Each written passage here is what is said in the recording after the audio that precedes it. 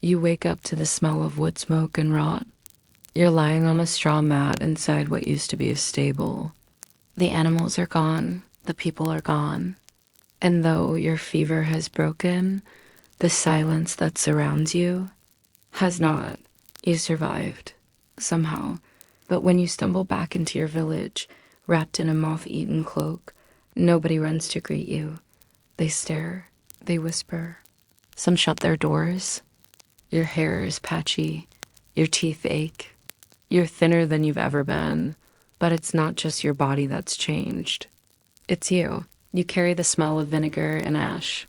Your skin is mottled with healing sores. You look like a walking omen, a memory of death that refuses to die. The inn won't take you in. The chapel won't let you kneel.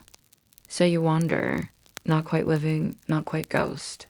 You sleep in ruins. You beg for bread. You try to pray, but even your God seems distant now.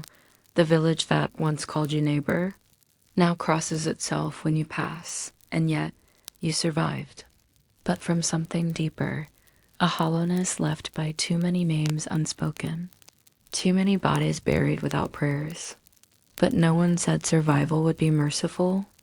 Even the dogs bark less now. The whole world has quieted, as though afraid to wake the dead. But you don't speak. Not really. What's there to say that hasn't already been whispered to the dirt? You sit by a river, staring at your reflection in the slow-moving water. Some speak of visions, angels, demons, the Virgin Mary bleeding tears. Others simply sit for hours, staring at the same spot on the floor. The face that looks back at you, it isn't quite yours. Your cheekbones are sharper, your eyes are darker. There's a thinness to your expression, not just from hunger.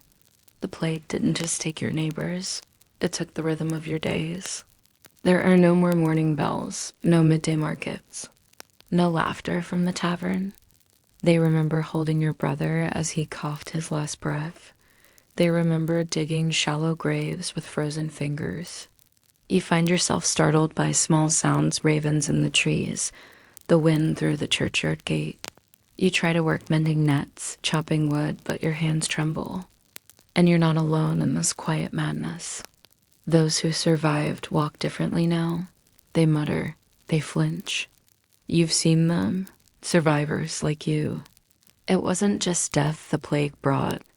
It was the unraveling of trust, of time, of the idea that life made sense. And that unraveling still clings to your skin like a second illness. The village is quieter now, too quiet. You walk the same muddy paths you've known since childhood, but they no longer feel familiar. Thatched roofs sag where no one mends them. Doors hang ajar. Another has a loaf of bread turned to stone on the table. A baby's carved rattle lies in the dust beside a cold hearth. It's as though time simply stopped. Weeds push up between floorboards. The homes of neighbors, people you knew by name, by scent, by the sound of their footfalls, now echo with emptiness. You drank with them, shared grain with them, sang songs with them after the harvest, and now their walls remember more than you do, more than you can bear. One house still has a wool shawl hanging from a peg. Sometimes you step inside these homes, unsure why, just to see, just to remember. The silence inside them is thick, heavy like fog. Others stay, clinging to the shape of what once was. You stay, you find yourself tiptoeing, afraid to disturb whatever memory still lingers. In the corners, cobwebs sway gently, and sometimes, only sometimes, you think you hear sounds, a cough, the creak of a chair, the hum of a lullaby. But it's only the wind, or the weight of your own remembering. A mix of rot, damp straw, burned herbs, sweat, and ash. Even the priest's robes, washed by nuns, hung in the breeze, gave off something. Metallic and sour, like blood under fingernails. Slumped by hearths, curled in haylofts, crumpled in the fields. And where they died, they left a mark, not just stains, but something deeper. Something that seemed to crawl into the cracks of the wood and the thatch and the bone. Not one scent, but a tangle, a dark memory made solid in the air. and the fur of dogs that sniffed too close to the wrong places. It followed people down alleys. It waited in cellars.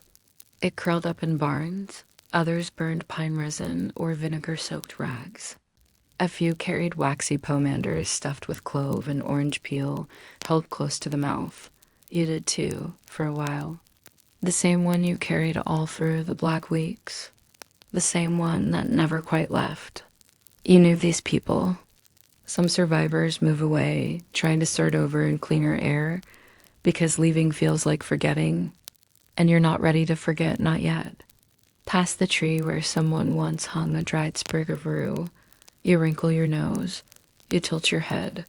You smell it, the mud never dried. On warmer days, it exhaled.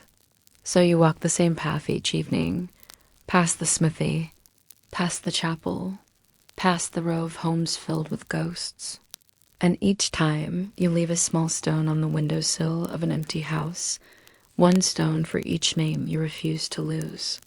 Even after the death carts stopped rolling, even after the bells fell quiet and the last pit was sealed over with lime, the smell lingered. It was in the earth, first of all turned too many times, too hastily, with too little prayer. The graves were shallow. You could smell it when the wind shifted. Clothes clung to the odor, no matter how long you boiled them. The sick had been everywhere. In the beds, against the walls. Some folk hung sprigs of rosemary or thyme by the door. But the truth was nothing truly covered it. Not entirely. It stayed. In the corners of churches.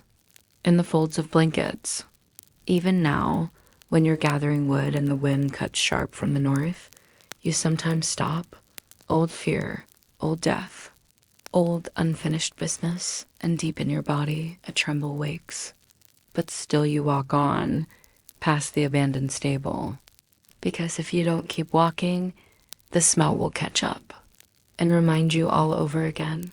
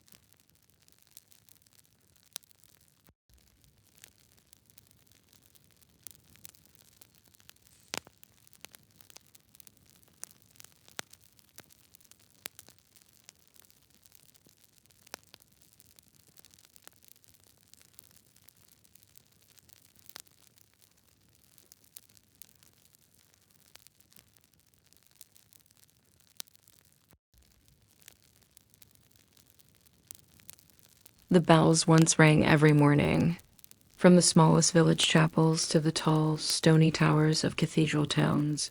They pealed out across the rooftops like a call to order, to rise, to kneel, to believe.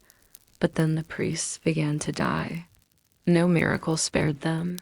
No holy oil slowed the lesions. The most devout fell alongside the sinful, and the line between saved and damned began to blur. The font was dry now anyway. The water evaporated, the basin empty and dusty. No one refilled it. One by one, they slipped away, some while tending the sick, others quietly in their cloisters, feverish and shaking. You remember the first mass after your local friar passed. A thin-eyed monk stepped in, stammering through the liturgy in a voice too high, too dry. The incense barely masked the stench of sickness still clinging to the altar cloths. When he raised the host, his hands trembled not with reverence, but with fear. The congregation no longer packed the pews. The faithful stood apart, wary of breath, of coughs, of even the holy water. Not the kind spoken in chapels, but the quiet kind rooted in survival, in routine, in the faint warmth of a shared blanket, in the simple act of waking up one more day. They said the plague was God's punishment. Others whispered that it was the devil's breath, loose from some infernal gate. Some flagellants marched from town to town, shirtless, weeping, whipping their own backs bloody in hopes that divine mercy would return if only their pain were loud enough. You watched them once from a loft window, 50 men, pale and hollow-eyed, moaning like ghosts through your street. A soft wind rustles through the dry brush, carrying the faint scent of smoke, though no fire burns nearby. The trees seem thinner here, more watchful. A wooden cartwheel lies in the grass, split in half, rim traced with lichens. No smoke from chimneys. No voices calling for children or geese or supper. Just silence, deep and heavy, like a hell breath. None wore shoes. Their footprints left behind smears on the dirt, faint and wet, but the plague did not stop. The candles on the altar, once a nightly comfort, were left unlit. And after a while, the processions ceased too. The bodies became too many. The church doors closed more often than they opened. But now, even that is gone. No one left to say it. No parchment records, just the wind brushing over forgotten doorways. Like everyone stood up from dinner and never came back. Wooden spoons still rest beside ceramic bowls, long since emptied and crusted. A child's linen cap, still tied at the chin, rests on a bench by the hearth. A single shoe sits beneath a cot, lying on your straw-stuffed mattress, whispering the old Latin phrases, even if you didn't know what they meant. There's something sacred here, not just sadness, but peace. A quiet knowing that life moved through this space like water, and now the stream has simply shifted course.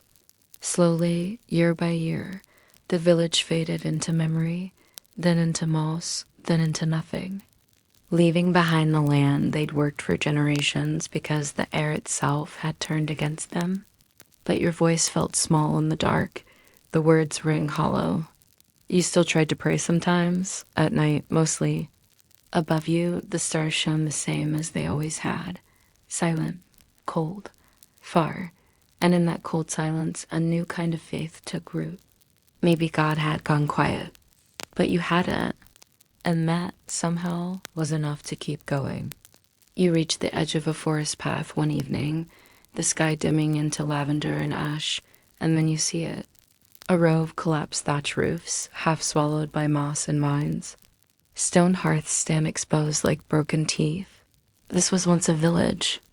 It might have had a name, a lovely, simple name spoken gently on the lips of tired mothers and cider-drunk grandfathers. You step through the crumbled gate, careful not to disturb the stones. There's an eerie neatness to it all, not the chaos of battle or fire, just departure. You imagine the moment when the last few villagers finally gave uploading sick relatives onto makeshift carts, tying up bundles of flour and root vegetables, leading shivering sheep down the lane. Maybe they promised they'd return. Some did, most didn't. Over the years, the woods crept in. Ivy pried apart window shutters. Rain wore down the paint. Roof beams buckled under snow and time. And yet here it is. A place that once echoed with births, with arguments over fence lines, with springtime songs and winter weeping. A place full of human breath, now held in silence. You sit on a stone wall and let the stillness wash over you. For a moment, you close your eyes. The earth is still. The past lingers like fog. And somewhere, a bird sings clear, solitary, and soft.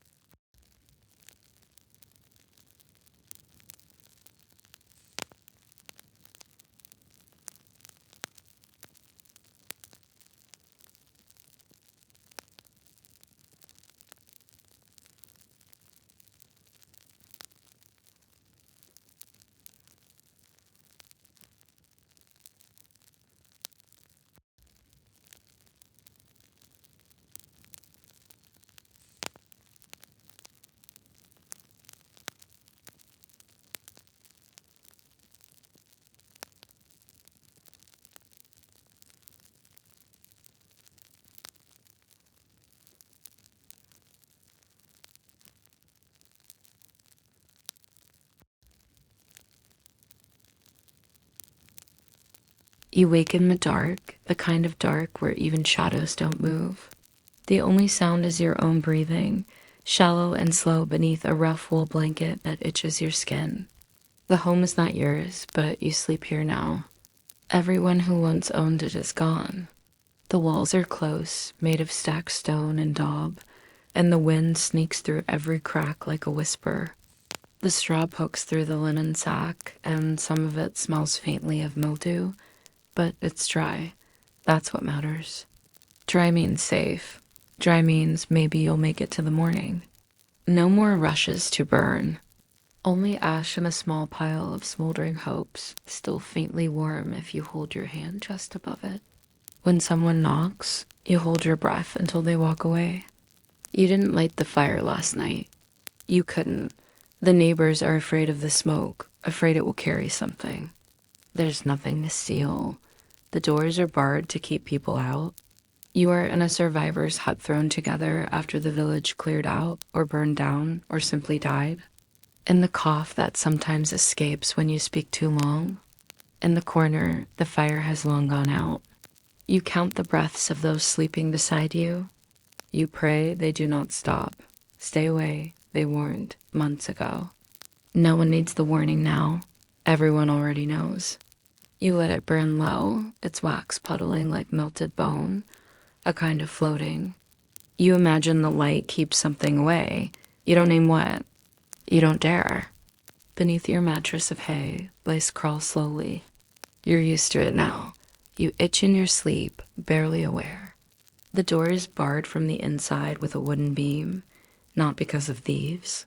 No, not anymore. Just enough to breathe in the cold air.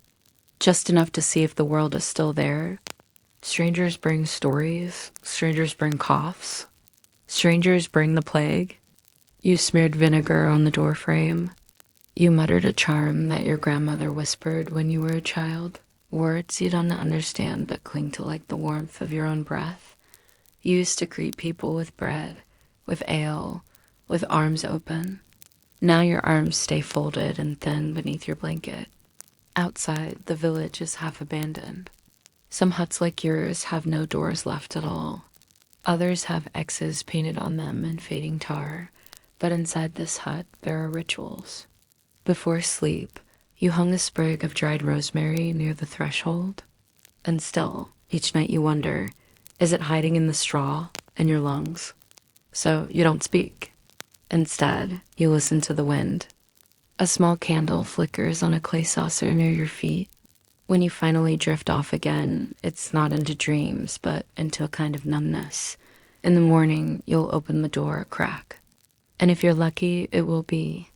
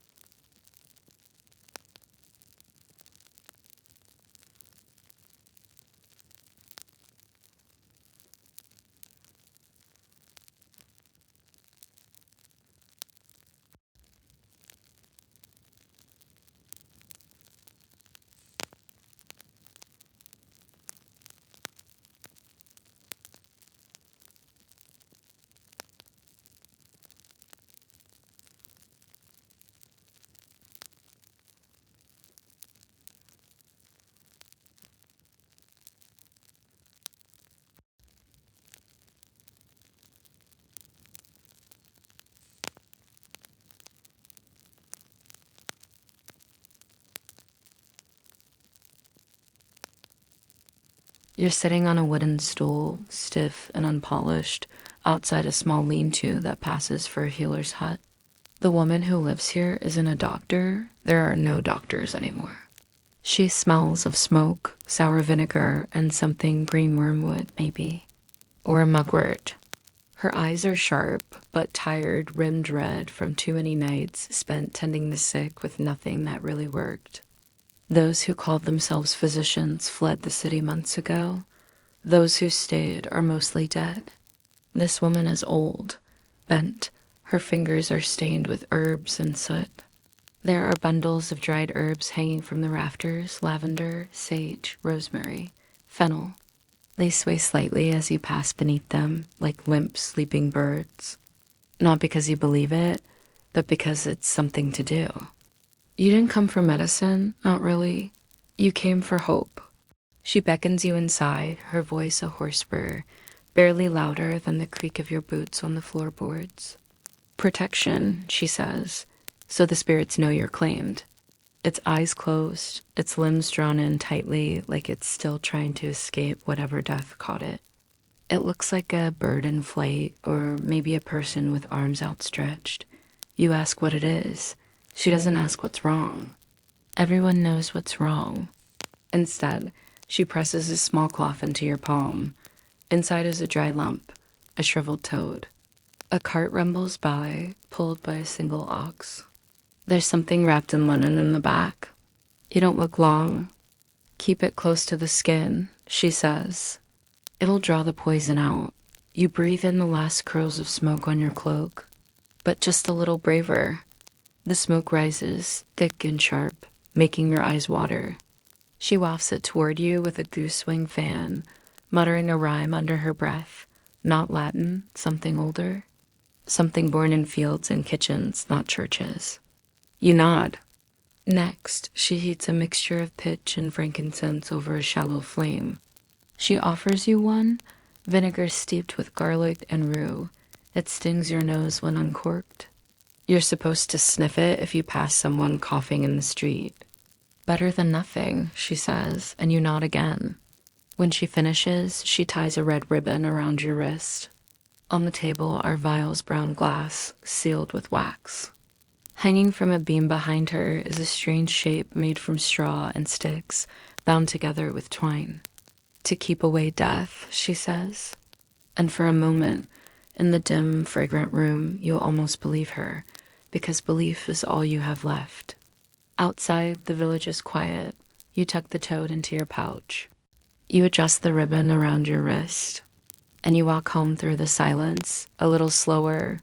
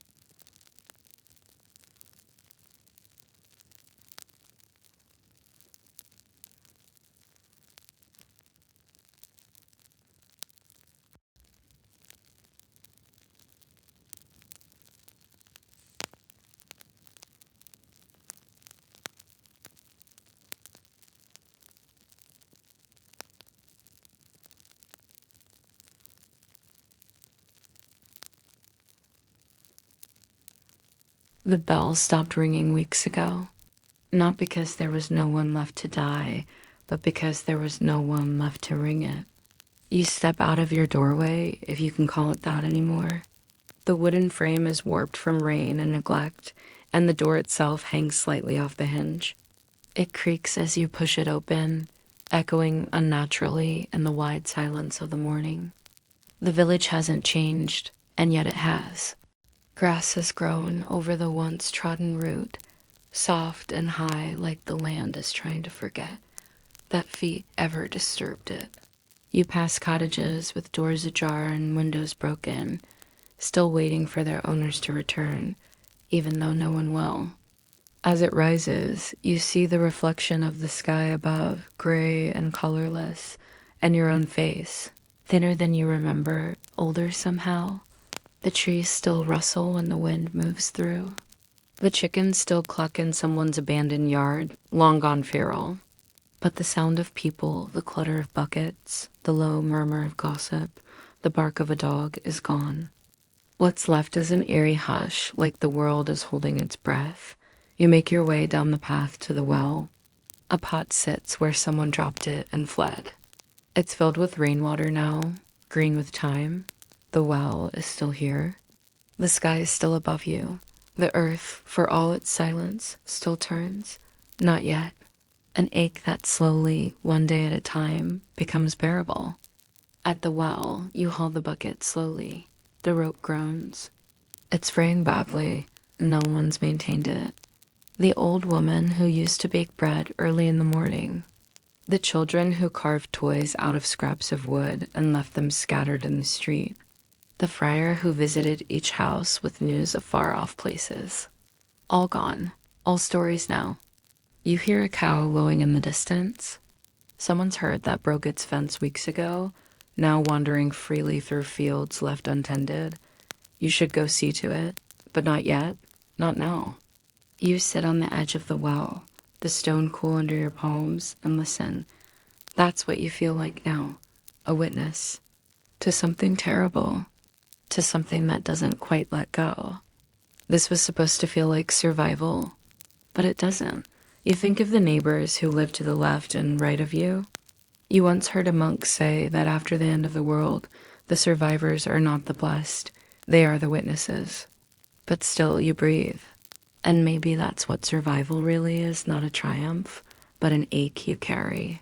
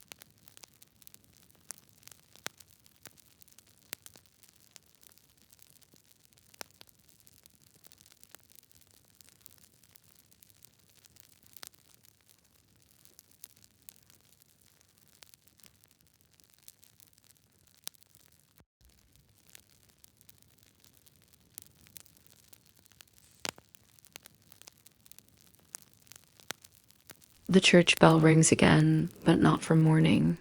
For once it tolls for a wedding, a small one, quiet, cautious. Two people whose families are gone, who found each other not in joy, but in shared survival. You're not ready to enter the church again. They exchange vows not with smiles, but with soft, trembling voices worn by grief, but still capable of love. You watch from a distance.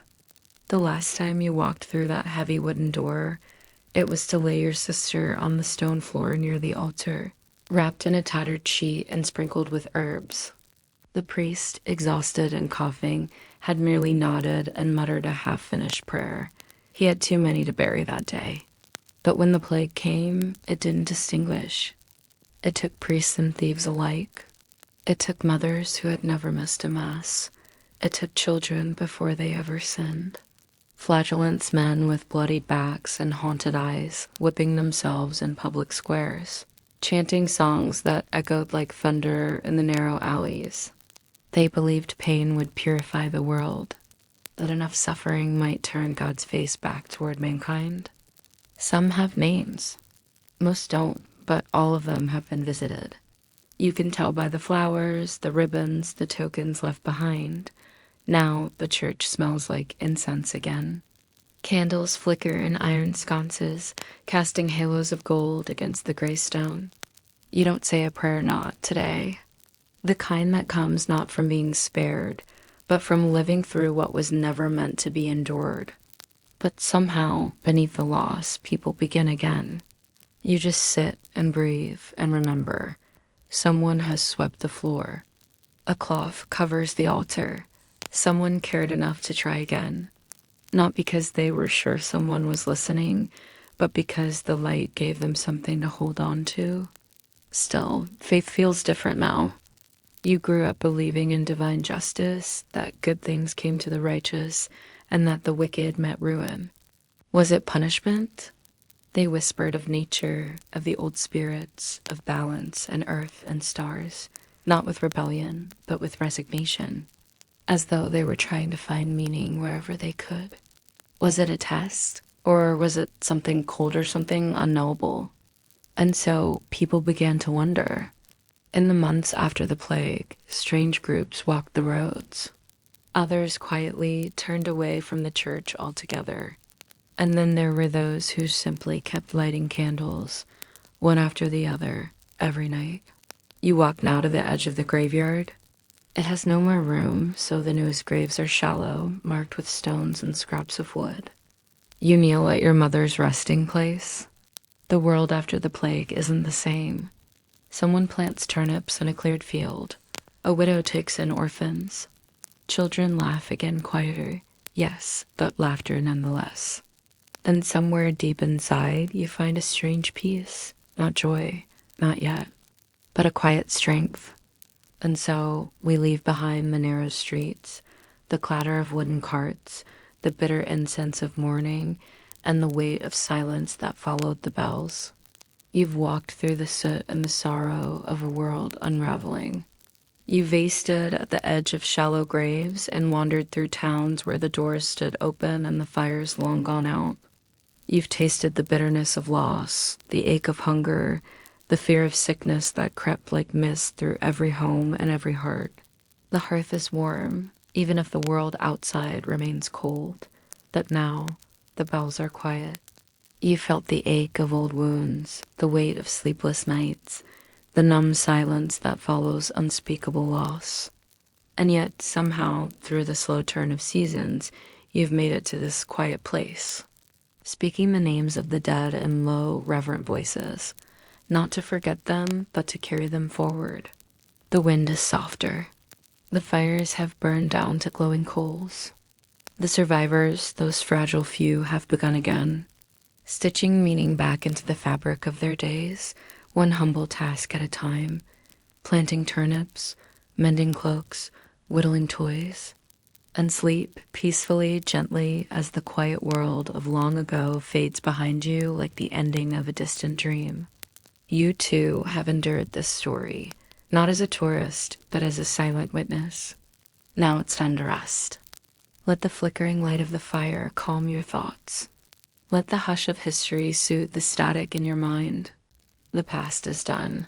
The grief remembered but no longer sharp. Outside your window, the stars hang in their ancient patterns. The same stars those plague survivors once looked to, wondering if they meant something more. Perhaps they do. Or perhaps it's enough to know they're still there.